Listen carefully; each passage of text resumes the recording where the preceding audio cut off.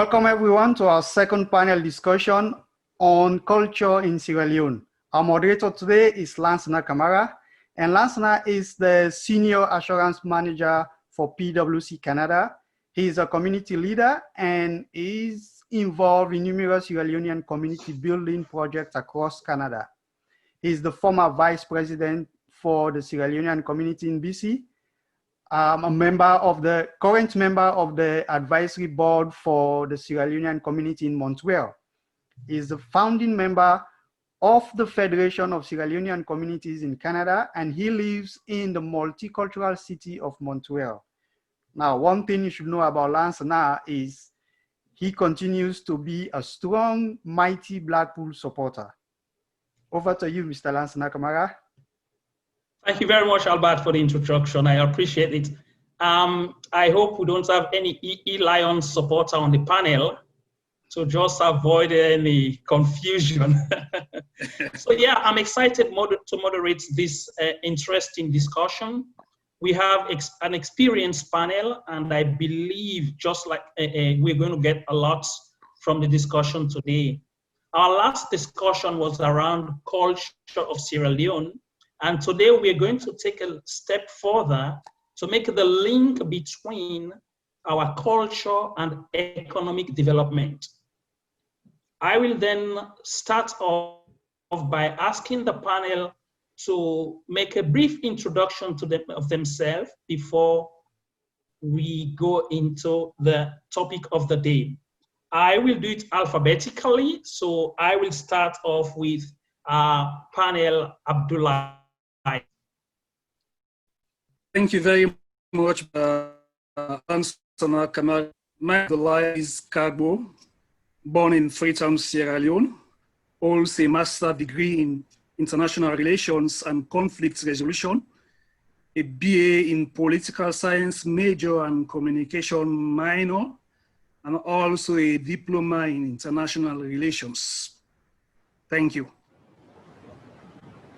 Esther? So my name is Esther Aminata Kamara. I'm Dutch and Sierra Leonean.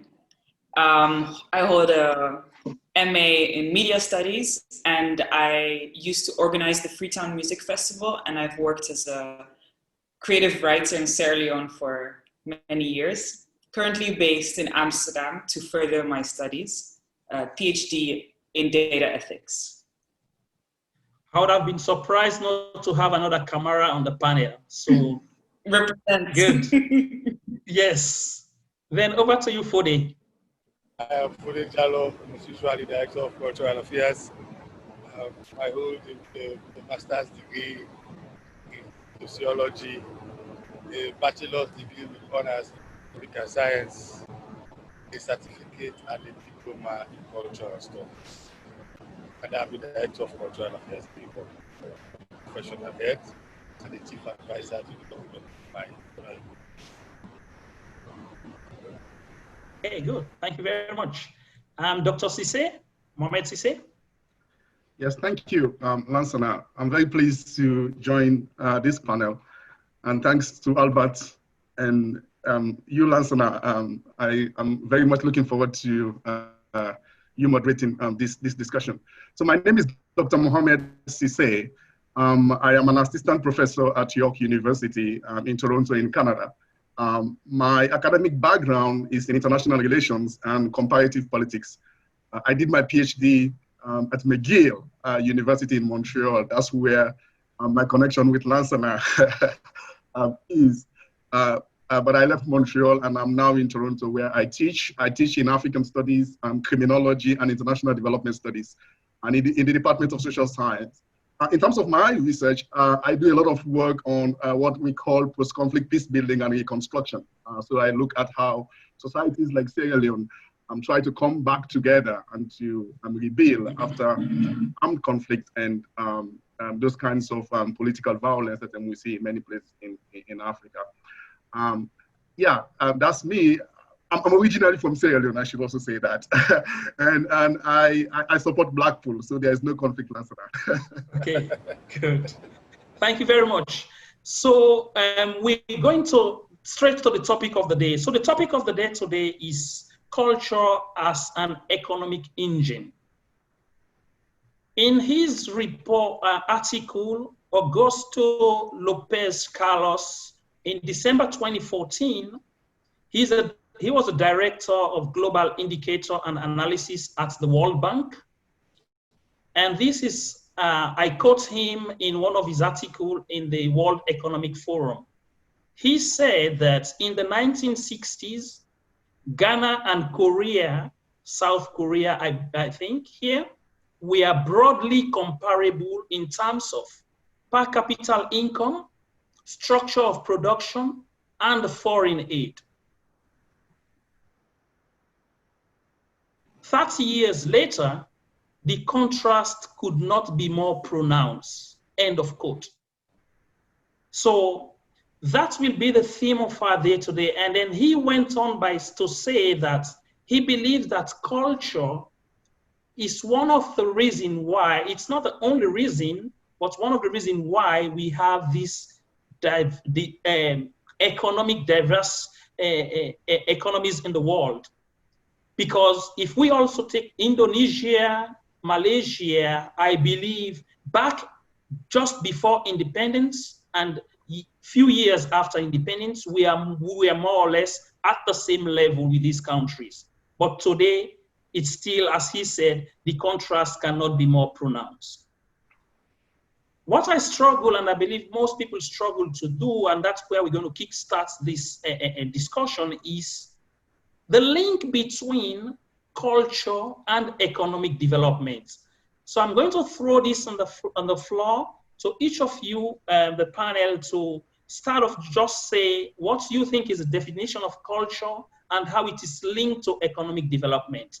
And I'll go this way, I'll go it the other way around now. I'll start with you, Dr. Sise. Thank you so much for the question, Mr. Kamara.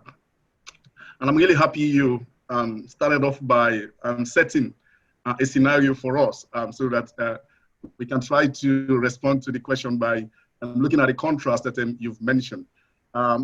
So the way I would define culture is basically a set of values, principles, practices, and norms that a society have, and it can be related to what is known as an indigenous society, but also it can be related to traditional society. So there is an important distinction between the two, right?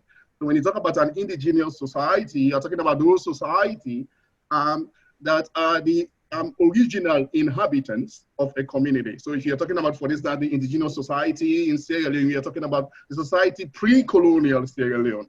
But you can also talk about culture in terms of tradition. These are practices that have taken place for a very long time. So they have a long heritage, they have a long duration. And so one particular practice, because of its length of time, can become a tradition. Now, there is a very important challenge in trying to operationalize what culture is. How do we know that this is culture, right? And that's why it is a very problematic concept to use. That said, my hope is that we would spend a lot of our time today to talk about the economy of Sierra Leone. So it takes me to the next part of your question, which is, how do we talk about the economy of Sierra Leone? I think, first of all, we will all agree that historically and contemporarily, the economy of Sierra Leone has benefited very few people, a very small class of people. So for me, the question is why? And I think to get to that question, we should look at the nature of the economy of Sierra Leone, both historically and contemporarily. And there are three issues that I might want to talk about. First, I think it is about the structure of the economy of Sierra Leone. And two things I will say about that. One is that the economy of Sierra Leone historically has been oriented towards the outside world, towards the global economy. So for instance, what we produce is essentially for the outside market. It is mostly raw materials, it's mostly minerals, and the market we're trying to target is outside of Sierra Leone, outside the African continent. There is a lot in there to unpack. But the other thing that I want to talk about is that in terms of the structure, is that the economy of Sierra Leone has historically been a rentier economy. And what does that mean? Now, for an economy to be rentier means has to be dependent for majority of its revenue from outside sources. And secondly, that economy has to be one in which what is coming from these outside sources go to the state. So the state controls that. Yeah, I see. It's another feature of a rentier economy. The sort of third feature of the rentier economy, and again, Sierra Leone is a very good example, is the fact that access to that resource is relatively easier. You don't need to employ a lot of productive factors or forces for you to be able to get that reward. So, I mean, one way to another way to talk about this is to say that the economy of Sierra Leone is extractive, not productive. As you're saying, that's a good point. A good conductor. So let me just land. Here's my point. My point is for us to talk about how cultures in Sierra Leone can contribute to the economy of Sierra Leone. We have to restructure. We have to reorient towards the people of Sierra Leone before we can talk about how their culture can contribute to the economy of Sierra Leone. Yeah, a good point, Dr. Sise. I think here I'm going to bring in our able brother Fodi Jallo. He's on the ground. He's on the ground, and he knows, I think, what's going on down there. So, Fodi, how you gonna make this link between Usai we did today compared to we culture? How we culture don't influence Usai we did today? Because to be honest, I don't think there are a lot of Sierra Leoneans that are happy of where we are today in terms of economic development. So, Fodi Jallo, over to you. Thank you very much, Lansana. Doc has already thrown light on the set of economy that we have in Sierra Leone. However, like you said, and I'll revert to the topic that we are discussing, culture as economic engine. Indeed, like he said, he has defined culture in a nutshell, even though culture is very ambiguous to define. Because of its ambiguity, that is why it is what is simply referred to as our customs, our traditions, our values, our beliefs, our norms, our usages, our practices. So it tells you it's like what we call in our local parlance one pot. You have to have all of those ingredients for you to have a sumptuous meal.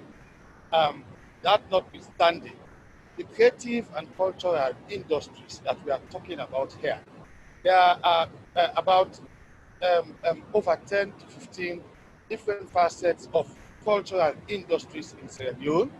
Simply put, according to studies done by UNCTAD and other institutions, and even in Sierra Leone here, they are divided into 4 broad-based categories. That is heritage, arts, media, and functional creations. Heritage talks about monuments, relics, tourism sites, because one thing that we should bear in mind is that our culture and the creative industries are manifested in our film industry, in our folklore, in our dance, our theater, our fine arts, our visual arts. But like I said, we have these 4 broad distinctions. Heritage that talks about museums, libraries, cultural sites, natural sites. Arts that talk about handicrafts, which primarily cater for tourism activity, be it local, be it international.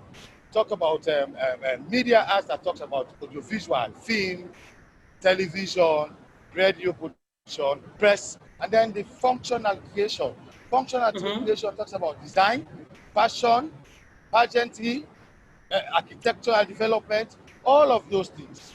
Studies have proved beyond reasonable doubt, and we all know that the creative and cultural industry is not only natural, but it is readily available, it is easy. All we need to do is to tap the resources, because primarily it is based on our intellect, the God-given talent, things that we can do that will create, first of all, self-employment, income generation for individuals into their pocket, and in totality contributing to our GDP by attracting and holding the attention of both national and international tourists. Very Because good one. Yeah.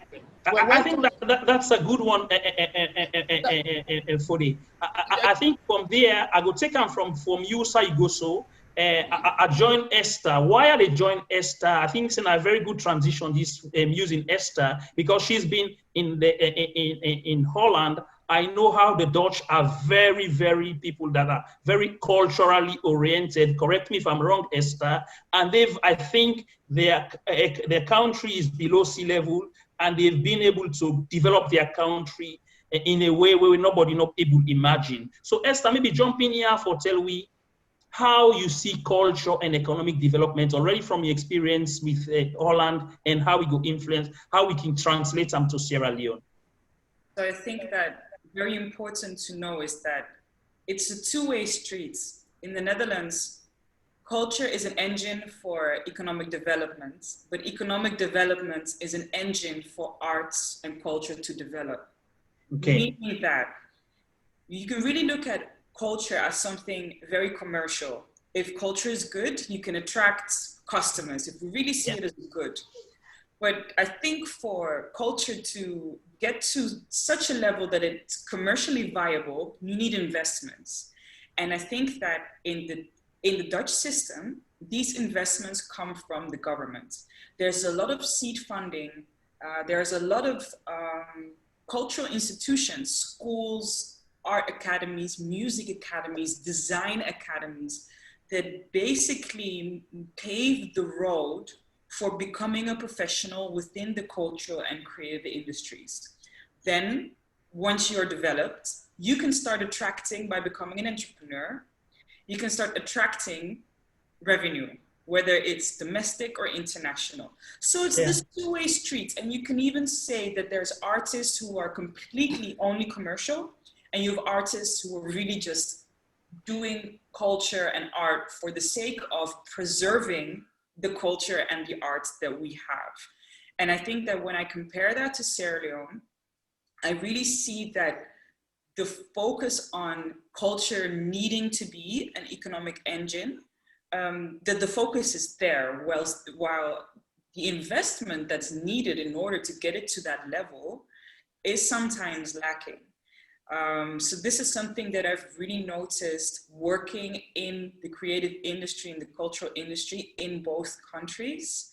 Yeah. And I've also seen the great potential in Sierra Leone for really reinvesting in Sierra Leonean culture, and then also being able to make that economically interesting and to develop the country as a whole.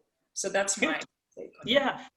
And that's also where I will bring in our brother Abdoulaye. He lives in British Columbia. That's one of the most attractive touristic places in Canada. And I believe also culture also play a lot. As we are in Canada here, the different provinces, they have different culture, so different economic development. So Abdoulaye, step in here. How do you see, what's your take on this link between the culture and as an economic engine? Yeah, thank you, Brother Lansana. First of all, we should look at culture as a complete way of life that's centered around our values, customs, traditions, and sanctions. Mm-hmm. It's something that is adaptable. Culture varies from one country to another country. Now, here's the question we should ask ourselves. Is there a link between culture and economic developments in Sierra Leone? Theoretically, the answer is yes. There's a link between culture and economic developments. But let's apply ourselves practically to day-to-day practice, to our domestic or political economy in Sierra Leone. Is culture actually an economic engine? That's the question we should ask ourselves now. It's supposed to, but that's not the way we are seeing it. Because of certain variables or certain things that are setbacks to our culture. let's go back to colonialism and neo-colonialism. First of all, our economy, our domestic economy was not positioned to survive present-day global environments anchored, global competitiveness anchored in globalization. So our economy become adjunct to the Western world. So all the time we are dependable to have Western handouts for us. That impacts our culture. Then taking into consideration the British rule, the British, the education, the mentality they indoctrinate in us, it impacts our culture. So those are backs for our culture not to act as an economic engine. Okay, so yeah, good. Yeah, I really, that's a good point. I think you're talking here about the challenges we have, taking it back to colonial days. Now, I think for the coming here, for the Jalo, you are there. You've been a part of this culture business in a salon for a long time. So what are the challenges for they face yonder for develop the arts and culture sector? Because we know countries like France, and I know somebody within at the forum right now, where they list in France, they use their culture and most of the things they wouldn't get for bringing millions of tourists na the country. So for the what are the challenges for una get? Why make culture not able to help with that way they follow we develop we economy? Well, if for the know then la person, I think say for the day out, then Dr. Cisse, over to you. What do you go feel say you don't go salon regularly this BNTM? What do you feel say now some of the challenges they will they face follow link with very rich culture, of course, what we get, because we get very rich culture in our salon we will use or make it as an economic engine. So what are the challenges, Doctor? Yes, for that, I will get back to you, Dr. Cisse. Yeah. Well, I think one good way to think about this is to go back to the metaphor that Esther used, which is about the two-way street, which is, as she rightly said, it is about what culture is contributing to the economy, but also the other way around. So I think for me, one of the reasons why we are not seeing much of what probably this panel expect in terms of the contribution and the role of culture goes back to what I was talking about, the structure of the economy, right? So if the economy is one that is based on an extractive logic of generating revenue, then the focus of policymakers, of lawmakers, of politicians is on the extractive industry, is on the diamonds, is on the bauxite, is on the iron ore, at the expense of the service sector, where the artistic industry is involved or included.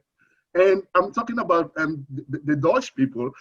When we are talking about the kinds of economy we have in a country like Sierra Leone, there's what is known as the Dutch disease, which is that because you are getting this sort of an easy money from the diamonds and from the minerals, you don't give attention to other sectors of the economy, particularly the service economy, the service sector, right? So, and the reason for that is that many politicians, many policy makers think that it is easy to generate revenue from the extractive industry, and you don't need to sort of invest a lot in that.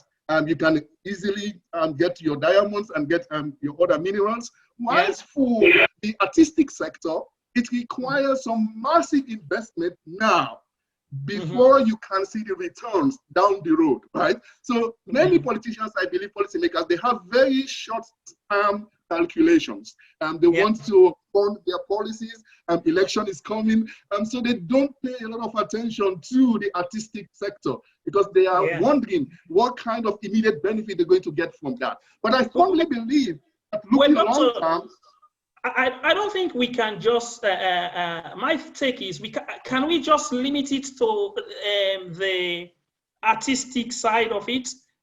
I think when we move into land, the way they talk, they see beaucoup freedom people and they talk, right? Now we go inside for small na the villages them, right? Esther, come in by if you don't go small na village. Let me go in small at the village. And for you don't come na line now, I know they see you still. But Esther step in. Esther step in. I think say we dey limit this thing just na Freetown. We get another areas in a salon who get very good culture. That we Bonf Island, a place we can use as very good touristic places. Then waiting are the challenges them. Then after Esther, before they go come in after Esther.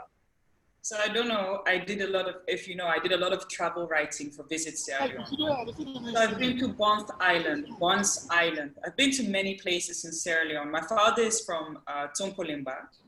Traveled there many times. I went to a lot of villages, Kenema. I went to Amikalon's family. If there's one thing I can say is that there is so many things to see and do. And the people are incredibly welcoming.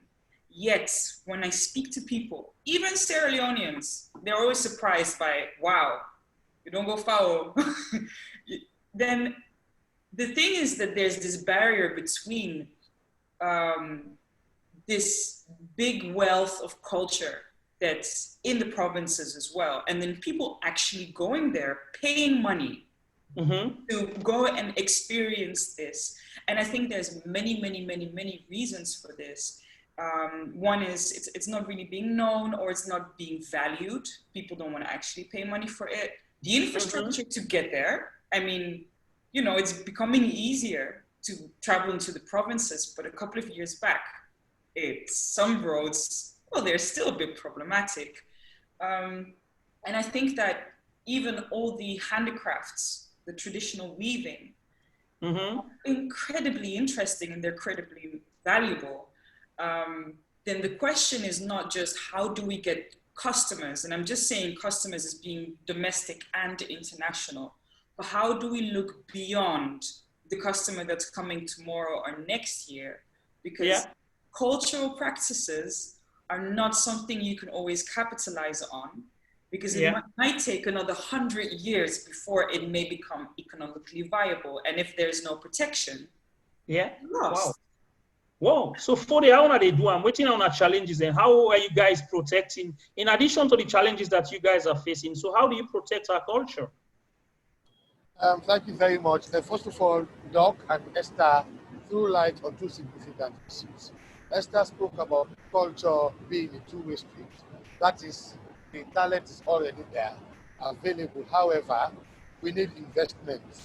Investment primarily, first of all, from government, like they said, and Doctor highlighted the fact that, and I would say it with alacrity, that indeed, prior to even my own ascendancy to the seat of being the director, our culture, even though it lays the firm and solid foundation for tourism to boom, has always been neglected, including our cultural sites. You mentioned Bonf Island.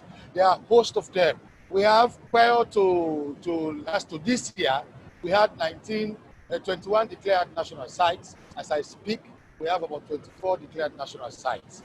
This government is UNESCO or just national? No, it's first of all national sites, and within those 24 national sites, we have 6 UNESCO declared sites on the tentative lists, UNESCO's tentative list, which is the first step for us now to nominate those sites to UNESCO's World Heritage List.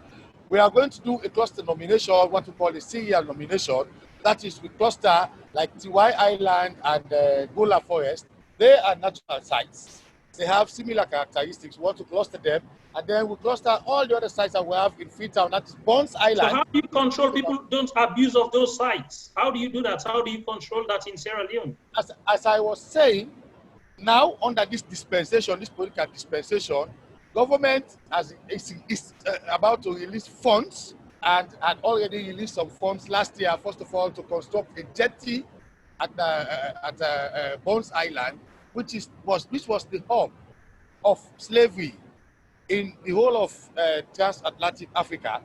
And then it's the place that Saif Ismon, the late Saif Ismon, used to refer to, the place where history sleeps. So we are trying to wake up that place where history sleeps. We've already constructed that jetty. It has been commissioned by the Vice President. And we are now going to embark on restoring that site with funds from the American Embassy and with support from the government of Sierra Leone.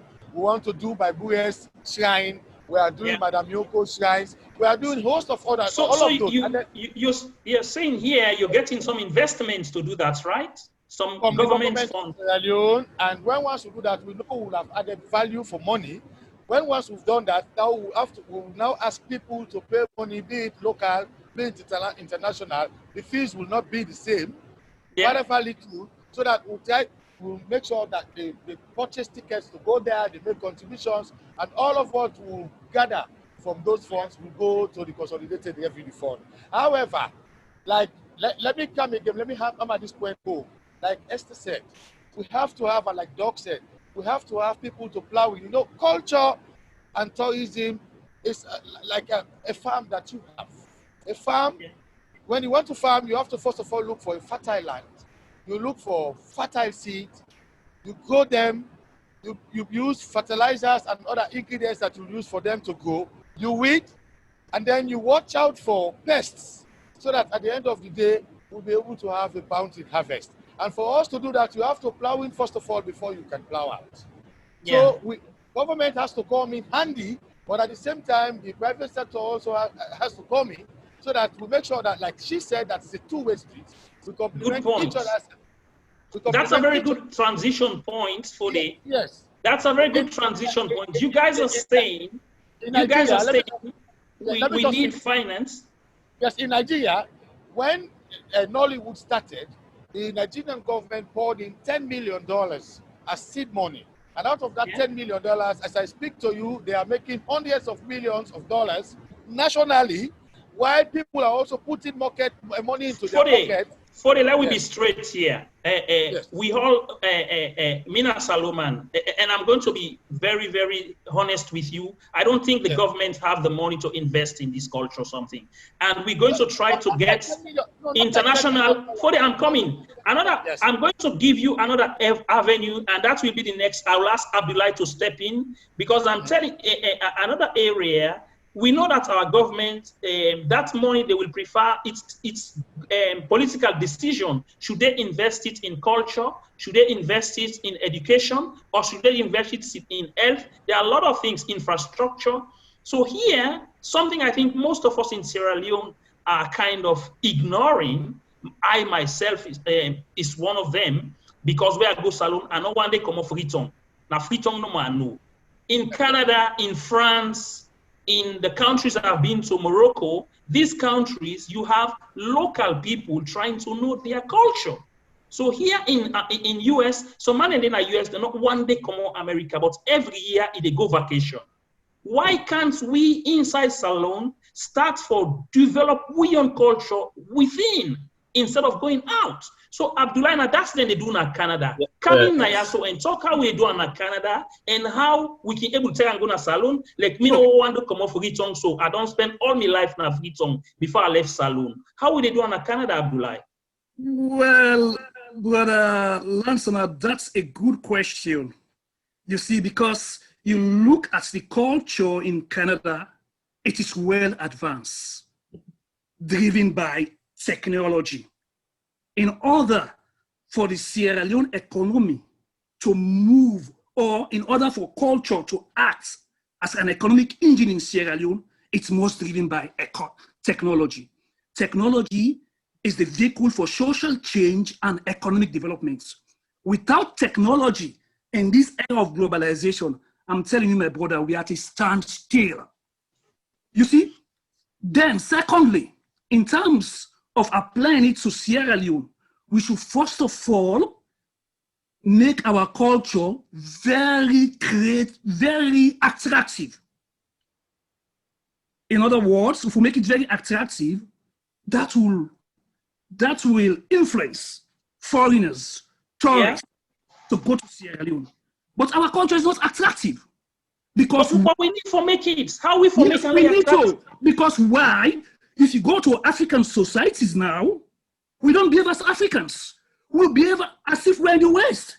And why is that? Esther, why is that?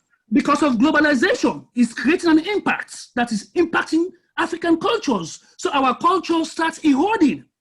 Abdullah, I think say that's a good point, and I believe say some African countries they will still try for keep their culture. I believe say something that we salon, but Esther, what do you think on that? Oh, this is a big issue. It's a very complex issue. And I mean, there's so many different aspects. Colonialism, one. I think that the cultural imports, the dominance of a Western focused TV, music, etc., and now also coming from Nigeria and Ghana. I mean, there's a big boom of West African culture that's being globally promoted. I think the big wounds, maybe, but I mean, I don't have the academic expertise on this, of having had some real traumatizing events in Sierra Leone, and the years of neglect of that which is cultural, because I mean, people need to eat and there needs to be infrastructure. And there's this pyramid of Maslow that's like, when the basic needs of a people are met, that's when they can start looking at things like arts and philosophy and academics. And I think that Sierra Leone is still rebuilding and building a foundation on which something like arts and culture can flourish. So this look towards something that's elsewhere, that is a developed culture, that's shiny, that's techie, versus the stark reality of that which has been undernourished, I think is a problem with so many different angles. And for those of you who are, for the other participants, don't worry. I am going to keep the last 10 minutes for questions. I have another few minutes. I'll leave the panel to again debate on this topic for another 10 minutes, then I'll move to the participants. We will have a few minutes of questions, and before I pass it over again to the host, Mr. Albert, to close the discussion. So don't worry, I'll get back to you. No worry no more. I own that 10 minutes there for Lekuna talk. Okay? I know say all my emote they catch now for coming. La pass am now to Dr. Sisi. Doc, waiting are you on take on this? How we for develop, we may I still stick on the fact that say we for develop internally, because it art follow gets money in cultural development. We don't get money before a lot, go the way we then for go. And Dr. Sisi, what do you think? How we be able to develop internally with culture before we sell them out to people then? Because then say charity begins at home. If you know make them let other people then become attractive, as Abdullah say, we're not able to do something. I agree with you, Mr. Kamara, that we have to look inwards in terms of preserving our cultural institutions and practices. But that is not to negate all of what the previous speakers have said, because the Western world or the global world, they won't leave us alone. So we are not doing this thing in isolation from the rest of the world. I mean, you can go back to our experiences of colonialism, and now we can talk about neo-colonialism, but also the fact that we are all operating in this broader context of globalization. But that said, I think one way we could try to look at this internally is about our educational system. So I think we should go back to look at our curriculum, both at the primary, secondary, but also at the tertiary level, and see the extent to which we are integrating education about our culture, about our history, into what we teach and learn in our institutions. We still are dealing with what I consider to be the legacy of colonialism, which is to say that most of our educational institutions, they remain structured by the white man, right? So I think we have to look back into the curriculum, what we teach, and what is useful for our children, for our younger population to know about our country. I think if they get that in their educational institution, they may want to see that as they grow up. And I agree with you, if we are vested into knowing our culture, that alone is a sustainable audience for us to preserve and to build our cultural institutions, our cultural practices. So for instance, you made reference to the fact that there are many people who they grew up in Freetown, but only Freetown that they know. They don't go elsewhere into the country. I am one of them. Understand other areas of the country that are important sites of our history, of our cultural and tradition. So I think the education has a big role to play. But the other thing that I want to say, and probably my last point on this, is that I think we are conflating two things here. We're talking about the artistic industry and then culture. Culture is very broad. I don't think we should have a culture sector or a culture ministry. It should be mainstreamed all over the policy-making world in Sierra Leone. In other words, all policymakers, all lawmakers, they should always ask themselves this question: my policy, my law, what relevance does it have to the culture of Sierra Leone, or what is its implication on the culture of Sierra Leone? I think if we have that kind of outlook to policy, to the way we pass law in the country, then it could be a more sustainable way to preserve and to keep what we have, and then to use it as you guys have said, maybe an engine of economic development. Excellent. For the record, I don't go Kamakuye and I don't go Potloko. For the record, I know say one of the participants in actually in this meeting can provoke me something, me and go up. We can tell me say I don't know nothing. I free talk no more. I know. So now I pass on to Dr. I will go to Fode Jallow. Fode Jallow, this is for you specifically. How are you guys? What are you guys doing to push back home culture in our curriculum, as they said? I think that's a very important point. And how are you also ensuring meeting with the different ministries so that their policy will kind of cover culture of Sierra Leone, the cultural development of Sierra Leone, not only the artistic side of it, as Dr. Sise said, but culture in the broader term. So how we do it to put it in our curriculum, and how do you ensure, because that's your position, how do you ensure that the government consider doing that putting that into their policies? Fode Jallow. Yes, sir. Lansana, we always believe that culture and tourism is a multifaceted program. It is dependent on other sectors.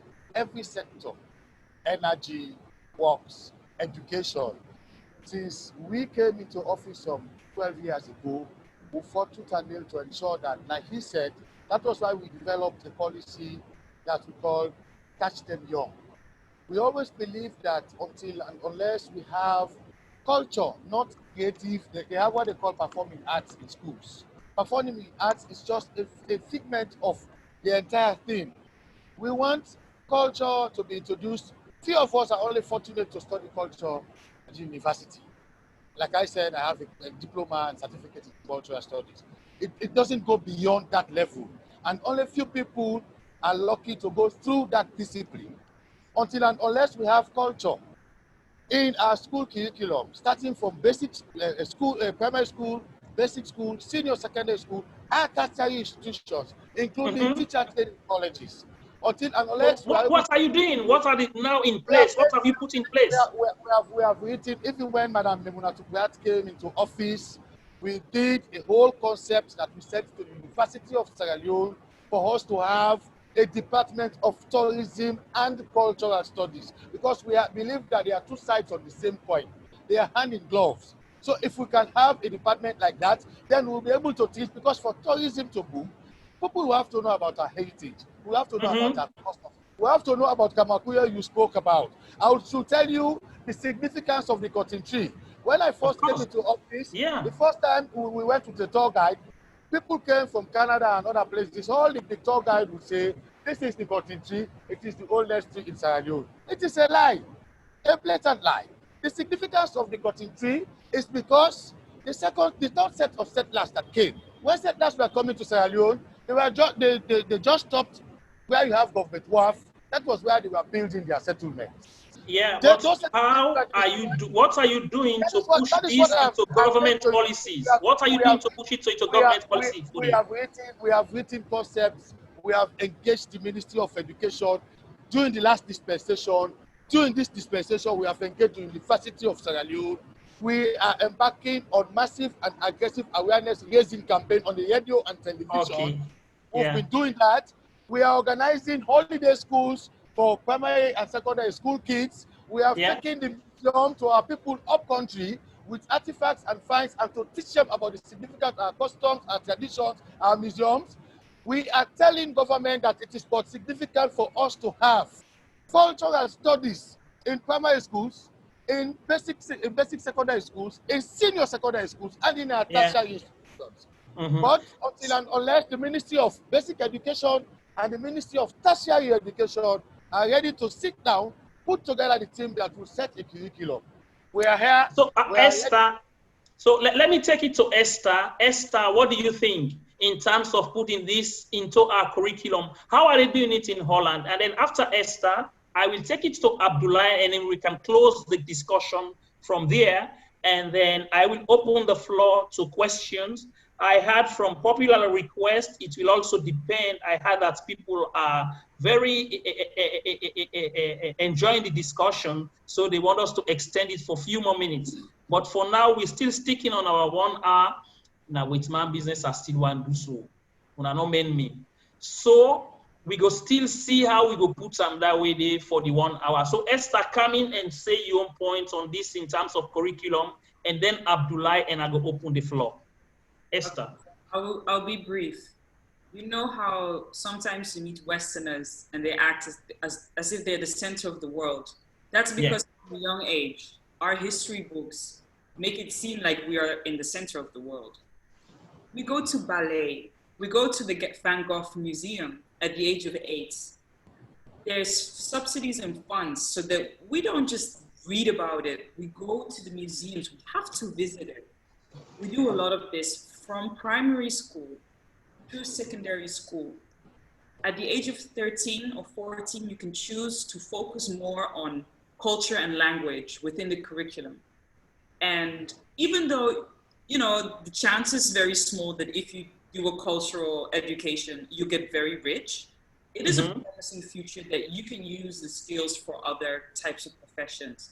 So I think that it's just woven into the curriculum, and we learn about the history. And I mean, it's a history that's not an honest one, like the colonial era is just something that's being shushed away, but there's a focus on it and there's pride. Abdullah? Yeah, for just buttress waiting, Dr. Sise, I think education are a key aspect for making we able to protect with culture in Sierra Leone. Because with education, we don't create the awareness about we culture. But without education, we are open. Then here comes the influence from external factors. We are into societies with a face with cultural imperialism, because these Western worlds then get technology in their hands. Technology then have few hands of few countries of the North. Whilst the South, we are always impacted by these countries. So education play a role driven by technology. So African society will then have the position for disseminate or send out information will go help for counterbalance or mitigate against foreign culture. If not, it's a big problem we are facing. So that's what are for the waiting the government of Sierra Leone do or don't place to mitigate, counter this foreign culture where we will make with the face with cultural imperialism. So that's not the problem. A good point. And I believe, I think that's my own personal view. I think in the Western world, it's actually the other way around, that technology is dictating their culture. Technology is kind of orienting their culture to something else. That's what I believe, that's what I think. But that will be leave for another day, another discussion, how technology is influencing our culture. And I'll be also happy to have this panel to have that conversation. So I wrote my thesis on this topic. Ask me. Okay, good. So Albert, take note. So we're going to open this now. How technology is influencing. Yeah, that's a good one. So Albert, we're going to open now to the general public for questions and then for their own contribution. I know someone was already asking something, so I'll start off with someone who has the number.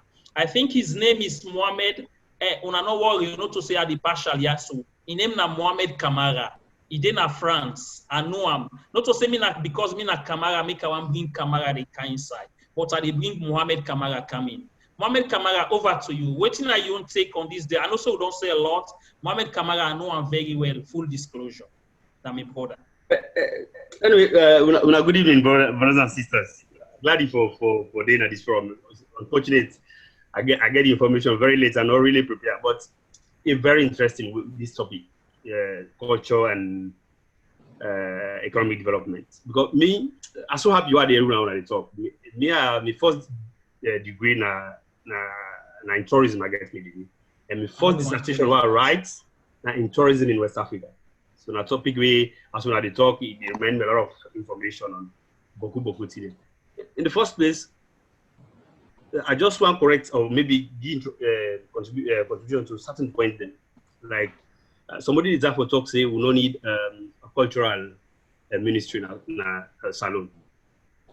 I think say we need a cultural and tourism industry in salon, where they take the role for involve all other ministries, but therefore get a direction. Somebody did tell me say technology is very important. Mind you, the Western world we already talk about, then don't develop then tourism far before we get this level of technological development. Yes. The what you need transport, you need roads, you need hotels. Inside the world of tourism, all man gets in your own side. It will be a simple tourism. People they can visit you. It depends on how you government they promote them. It depends on how you people them, then they involve in the process. And one thing where salon negate for no, you want them the first 2 weeks in a salon get for be Sierra Leoneans. Now we get for involved with party them. Some of who they outside when we go to salon, we take pictures, they bring them there. They say, we say come out na salon, and they can't focus the salon. So one first thing we wanna get for do, we wanna win a government, or tomorrow we get for dinner government, we wanna look at the ticket of Sierra Leoneans when they come na salon. Diaspora na tourists.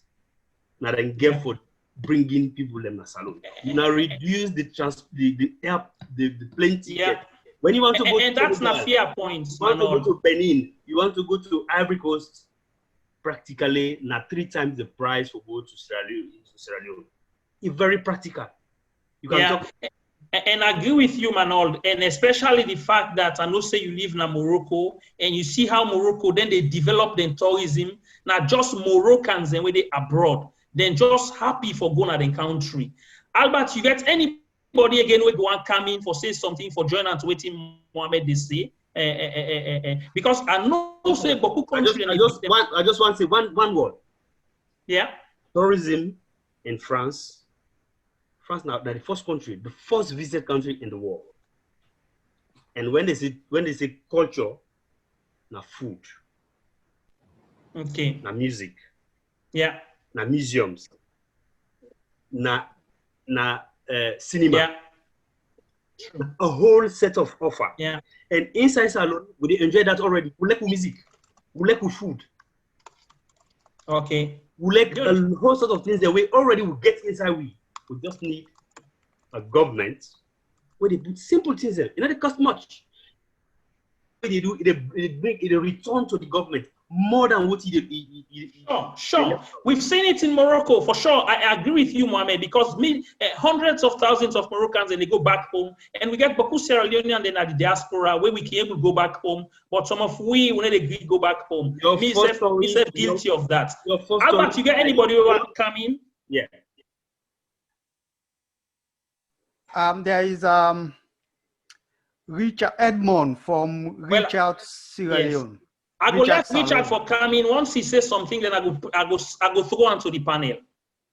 Yeah, Edmond, I think the name now Edmond, reach out Salone. Yeah. Yes, on a good evening. How are they do?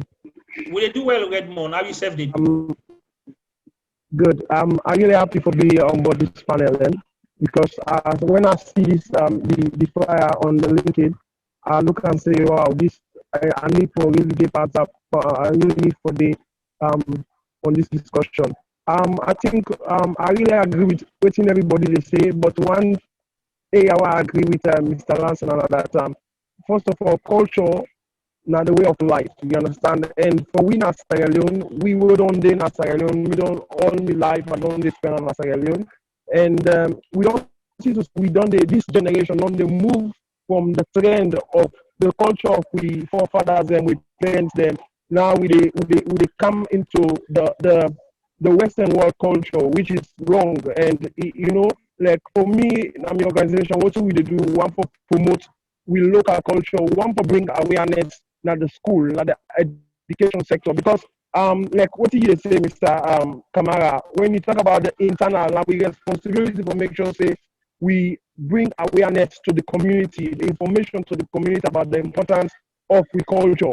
Now the only way we will get a better economy, because for example now we will look at for we now Richard Salon, we want to work with the schools them, take the picking them on a field trip, because what's in the land on the history aspect, let them go see the reality in the field. So then go able to understand more, take them out of the classroom. So another one they like we said the work towards. And also the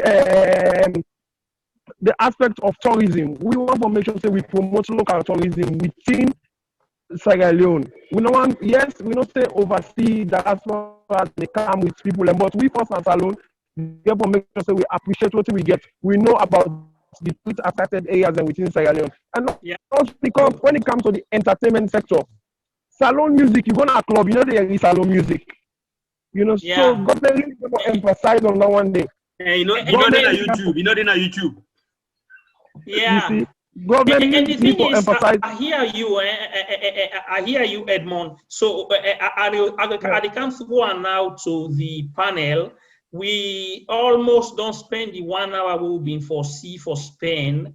I go left just 5 minutes, just meaning that I go around the panel for let them give their own take with waiting and don't go to don't share with myself now. Then I left another last minute for Albert for close the discussion. Okay, so I will start with you, Dr. Cisse. Yeah, I think my last word would mention something that we have not included in the discussion, which is that I think a lot of what we've been talking about has to do with the young people, the youth in Sierra Leone. And I think for me, it is very hopeful that we find that most of the people that are involved in this process of preserving, expressing, communicating our culture, they are the young people. And keep in mind that it is the same young people that during the war were vulnerable to being recruited into political violence, but also very vulnerable these days in terms of politicians using them for their narrow political benefit. So I think now that we're talking about preserving culture in a more economic sense, I think it can be attractive to the young people because we are saying engage not just for the sake of preserving our culture, but it could also be a source of income for them. To me, I think that has to be emphasized. So like what FUDE is doing, I think it has to do with them also engaging the younger population in Sierra Leone, the youth in Sierra Leone to be invested in this. There is a risk in that though, I must say, because when we are talking about culture, I think you will all agree with me that where you find this knowledge is in the older generation. So it has to do with that dialogue, right, between the younger generation and the older generation. And the younger generation that we now rely on, they are more exposed to globalization. Right? So it's how do we get that delicate balance and to be able to draw on them to preserve and to express and to communicate our culture. But I think therein lies the hope. Thank you. That is given by the young people. Thank you, Dr. Cisse. And Fode Jallow, your last word. My last word is that Doc and Mr. Kamara from France, they spoke about what is called these days in tourism. The attractions, the amenities, and the activities, which is owned by us in the cultural sector. For the festival, it has to do with our tourist attractions, natural and cultural sites, the accommodation, the accessibility, which is roads, and the ancillary services, which are motels, bars, restaurants, and the waiters and workers in that industry. However, in a nutshell, what we have done is that because we want to launch domestic tourism immediately, coronavirus restrictions are being eased, is that we've held a workshop for all paramount chiefs in Sierra Leone to teach them about tourism and cultural governance, because they protect our natural and cultural resources. We've done a workshop for women in tourism. We've done a workshop for peace, civic, and cultural education, because we need the youth. Violence has taken over. Western culture has taken over, the Nigerian culture has taken over. So we did a workshop on civic peace and cultural education. And as I speak to you, we're about to, first of all, hold the validation workshop for an entertainment policy, which is the first of its kind in Sierra Leone. And we've reviewed and upgraded the cultural policy that we want to make into an act. So that concertedly, we want to tell people that culture is everybody's business, and unless we are able to develop our culture to lay that firm and solid foundation, there will be no tourism. Because people come to Sierra Leone to feel Sierra Leone, eat Sierra Leone, drink Sierra Leone, and know Sierra Leone. And the only way they will do that through us, our people. Good. And we are restoring our cultural sites. We are declaring new sites, and we are developing those new sites. Thank you very much, Jalo. I am the vice chairman of the Central Parade Football Club. Okay. Thank you very much. Over to Sister Esther. I think it's a very complex issue. And I think things like this, talks like this, where you keep on putting culture in Sierra Leone on the agenda with a variety of people and bringing them together, I think there should be more of this. So I think it's a really good way to start also looking at the complexity of this issue. That's my Thank you. Abdullah? You know, if I can conclude, I think if culture should act as an economic engine towards our domestic or political economy in Sierra Leone, certain things needs to be done. One, education is very important. The government of the day should try to educate its citizens about the culture of Sierra Leone. Two, the government should ensure they see culture as an industry. It's only when the government see culture as an industry, then the government will be able to invest, because they knew through that industry, that cultural industry, we will be in the position to create jobs. A key aspect to driving or build up the economy. But if the government in position does not see culture as an industry, we are just wasting our time. Culture should be an industry that will generate revenue for the economy. Then government will be in a better position to invest. We should make our culture so unique that's centered around our custom, tradition, values, and sanctions. By doing so, we can attract foreigners. But we cannot be Africans, then we are trying to portray something outside. It's all about Westerners. How could you attract the Westerners? Westerners are here, they are tired of seeing Western things. People tired, oh, let me go to Africa, let me go and see something different. But if you go to Africa again, it's all about the West. Tell me, how are we going to develop? Thank you very much. Yeah, thank you very much. As I said at the start of this discussion, I knew and I was right that I was going to learn a lot. And I learned a lot from you guys. Thank you very much. Very experienced panel. Thank you for sharing your experience. Thanks also to all the participants for joining this discussion. Again, a big thank you to the host, Mr. Albert Makoti. I'll leave it to you to close the discussion. Thank you very much, everyone, from Lansana Camara. Thank you. Wow, this is huge. This is a very big, broad topic that we can't really cover in whether we have 2 hours or 3 hours. We will talk and talk and talk and talk, but we'll not land. No. So we'll take it step by step. The last time we talked, we discussed few things. This week we discussed few things, and next time we want to also discuss few things. And I think what we want to look at next is, next year Sierra Leone will be 60 years. So we want to look at Sierra Leone at 60, going from the past to the present and what lies in the future. And culture has to play a lot. I mean, I've listened to so many the points that people have made. The education, teaching our younger generation about culture. Also educating the older folks who have the knowledge. How can they pass this knowledge to the younger generation? For the Jalo, you have a big tax. I feel sorry for you. Yeah. because culture, I see culture is very important for the development of our country. Culture and tourism, like you said, it's one thing leads to another. If we don't have a good cultural background, our tourism will not flourish, right? So first we have to build on our culture, and then we attract the tourists to come in. So this is huge. Thank you so much, all of you, the wonderful panel, Esther, Dr. Sise, Fode Jallo, Abdul Aziz, and you, Lansana. And thank you so much for all of you who participated, and folks listening on Facebook Live, they can't participate because they will just watch.